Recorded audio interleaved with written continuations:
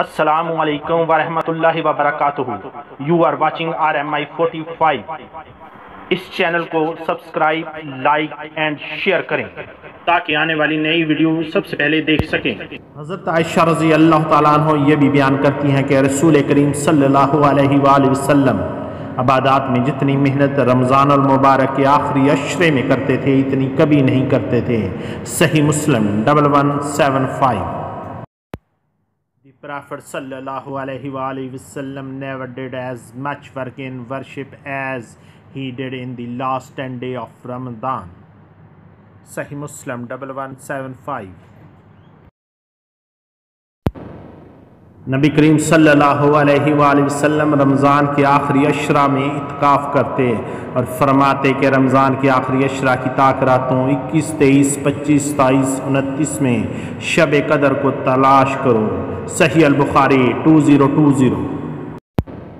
The Prophet صلی اللہ علیہ وآلہ وسلم used to observe اعتکاف in the last 10 days of Ramadan and say seek شب قدر in the last 10 days of Ramadan. صحیح بخاری 2020.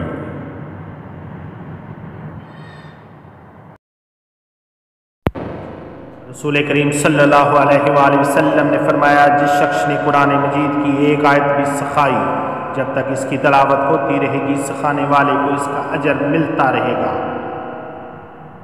حدیث نمبر 1335. حضرت محمد صلی اللہ علیہ وآلہ وسلم whoever teaches a verses of the Quran as long as it is recited, the one who teaches it will be rewarded. 1335.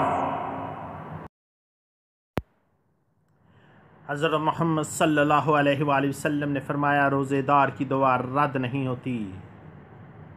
6184. The Prophet sallallahu alaihi wasallam said, the supplication of a fasting person is not rejected. 6184. حضرت عائشہ رضی اللہ تعالیٰ عنہ سے روایت ہے کہ جب رمضان کا آخری عشرہ آتا تو نبی کریم صلی اللہ علیہ وآلہ وسلم اپنا تہبند مضبوط باندھتے یعنی اپنی کمر پوری طرح کس لیتے اور ان راتوں میں آپ خود بھی جاگتے اور اپنے گھر والوں کو بھی جگایا کرتے. صحیح البخاری 2024.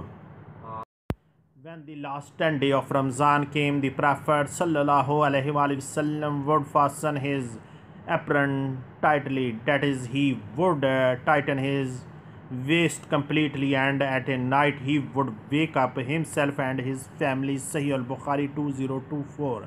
اللہ اور اللہ کے رسول صلی اللہ علیہ وآلہ وسلم سے بہتر کس کی بات ہو سکتی ہے. اللہ تعالیٰ اس کو خوش و خرم رکھے جو حدیث سن کر اس کو آگے بیان کرے.